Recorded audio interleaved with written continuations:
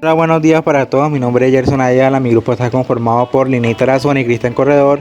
En el día de hoy vamos a hablar acerca del empleo, el concepto, los diferentes tipos y las posturas de diversos autores.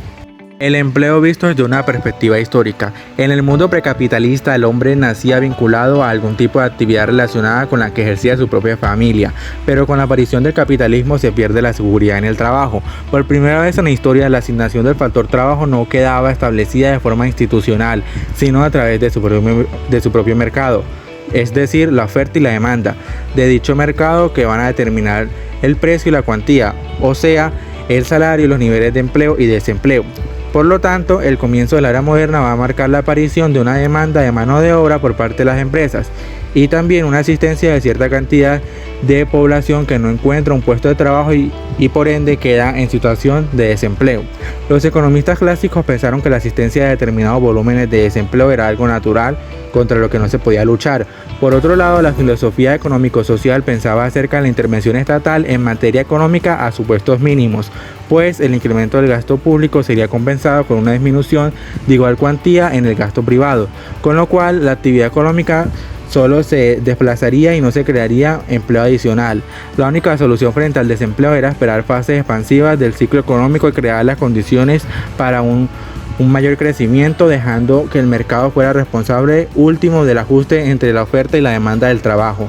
Keynes fue quien demostró el error de algunos postulados clásicos y con él comienza una nueva era en cuanto al tratamiento del objetivo del pleno empleo, abriendo la puerta a la posibilidad de considerarlo como el objetivo fundamental de la política gubernamental. Capítulo 6. El empleo. Les voy a hablar acerca de los conceptos básicos. Según Alan Blinder, lo mencionaba como el problema de los 4 retos de la macroeconomía, y esos retos son definirlo, explicarlo teórica y empíricamente y establecer una política económica para conseguirlo. Los keynesianos hablaban del pleno empleo, con lo cual se referían a todos los que quieren trabajar, a los tipos de remuneración vigente y con esto se encuentra la ocupación deseada. Algo que también se mencionó es que en el objetivo del pleno empleo se desecha la idea del paro voluntario, debido a que esto se da cuando el trabajador considera que el valor de su salario por trabajar es menor que el coste de oportunidad de no trabajar, es decir, que prefiere dedicarse a descansar, encontrarse en un estado de inactividad. Considerando todo lo anterior, el pleno empleo no es un término exacto. En el libro nos plantea otra importante cuestión. ¿Tenemos que aceptar por alguna razón la existencia del desempleo? Si así fuera, ¿dónde se sitúa el límite? Es el otro interrogante. Según Lord Bernke, en su histórico libro El Blanco, él señaló que ese límite es el 3%, pero hoy día se puede afirmar que una tasa de ese tipo, o incluso inferior, no necesita un significado económico claro. El desempleo de una economía es siempre la suma de un conjunto de componentes de diverso origen que conviene examinar. Ahí mismo, en el capítulo 6 se habla sobre el empleo y el desempleo, pero teniendo en cuenta los sistemas de medición e indicadores. Para establecer las metas a alcanzar en un determinado objetivo, se debe cuantificar las variables que están relacionadas con el objetivo, es decir, que se debe contar con un sistema de medición para obtener indicadores que permitan conocer la situación a la que se enfrentan. Los sistemas para cuantificar las variables fundamentales del mercado de trabajo son diferentes de un país a otro. Los mecanismos de medición que siguen en España son similares a los existentes en el resto de los países de la Unión Europea. En cuanto a las fuentes primarias de donde se origina la información estadística que se utiliza para el estudio de mercado de trabajo son diversas. Estas pueden clasificarse en 3 grupos: las fuentes censales, los registros administrativos y las encuestas. Tipos de desempleo. El pleno empleo no puede corresponderse con la ocupación integral de todos los recursos productivos, precisamente porque existen distintos tipos de paro y las medidas macroeconómicas no tienen capacidad de incidir simultáneamente sobre todos ellos. La existencia de diversos tipos tampoco significa que tengamos que catalogar el volumen de desempleados en un país exclusivamente en uno de ellos.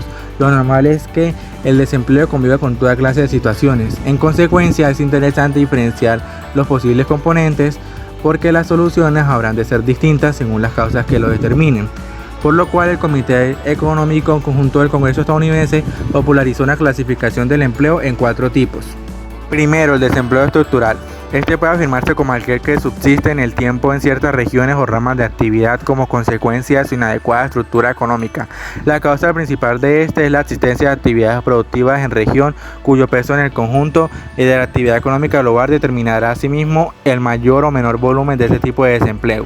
La política económica posible debe fomentarse a los programas de formación y reconversión profesional, junto con políticas de incentivos que estimulen los establecimientos de nuevas actividades productivas con futuro. Segundo, el desempleo friccional. La evolución tecnológica y los cambios en la demanda provocan una continua rotación en el empleo y existe por lo general una masa flotante de personas que han dejado o perdido su antiguo empleo y están en espera de uno nuevo.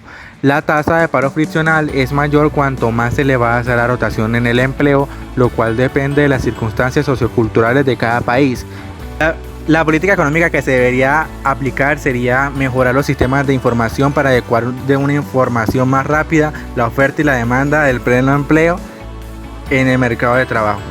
Tercero, desempleo estacional. Todos conocemos que existen actividades que por las características de su producción solo requieren mano de obra en determinadas épocas del año. Unos ejemplos de ellos pueden ser la agricultura durante los periodos de siembra y cultivo y el turismo, que son durante las fases de vacaciones. Por lo cual, en estas zonas la política económica que se debe tratar es de diversificar la estructura productiva existente para paliar el problema. Por último, el desempleo cíclico, que lo hemos evidenciado en la actualidad, que es el cual se caracteriza en el paro de las épocas de la crisis económica y se manifiesta en el corto plazo. En las fases expansivas del ciclo económico, pues aumenta la demanda de bienes y servicios, las inversiones privadas, la producción y el empleo. Y en las fases recesivas, pues coinciden con un retraimiento de la demanda de bienes, servicios, la caída en la inversión privada de producción y un aumento del paro como consecuencia de despidos y la falta de creación de nuevos puestos de trabajo que compensen la destrucción del empleo como el aumento de la población. En general, la política que se podría aplicar sería la de corte keynesiano, que está centrada en el análisis y la corrección de este tipo de desempleo. Entre los enfoques tradicionales nos encontramos con la teoría neoclásica y la teoría keynesiana. La teoría neoclásica considera que el mercado laboral es un mercado más. Por ello, los elementos fundamentales para el análisis del mercado laboral serán la oferta del trabajo, la demanda de trabajo y su precio, que en este caso hace referencia a los salarios. La demanda de trabajo está constituida por las empresas y la oferta laboral por el trabajador. Se dice que la demanda de trabajadores, como cualquier otra demanda, es decreciente. Es decir, cuanto más bajos sean los salarios, más trabajadores se van a demandar. Y por otra parte, la oferta de trabajadores es creciente. ¿Qué quiere decir esto? Que entre más alto el salario sea, más trabajadores se van a ofrecer. En conclusión, los niveles de empleo y salarios de equilibrio vienen determinados por la interrelación entre la oferta y la demanda laboral. La teoría keynesiana nos dice que la principal causa del desempleo no se encuentra en el mercado de trabajo en sí mismo, sino en el mercado de bienes y servicios.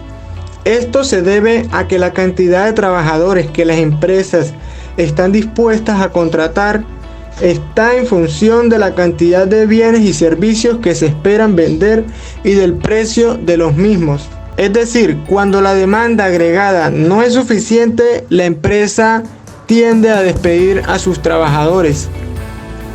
En conclusión, los niveles de trabajo no dependen de la oferta y la demanda laboral, sino de la situación existente en los mercados de bienes.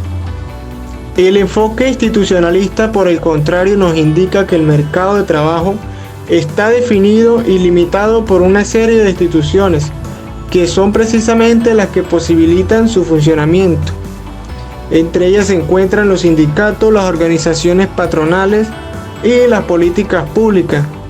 Es decir, que la diferencia fundamental entre la visión tradicional y la institucionalista es que para esta última se ha de tener en cuenta la actuación de los sindicatos, los cuales pretenden un objetivo más amplio que comprenden aspectos no estrictamente salariales, como por ejemplo la duración de la jornada laboral, la seguridad, la formación, entre otros.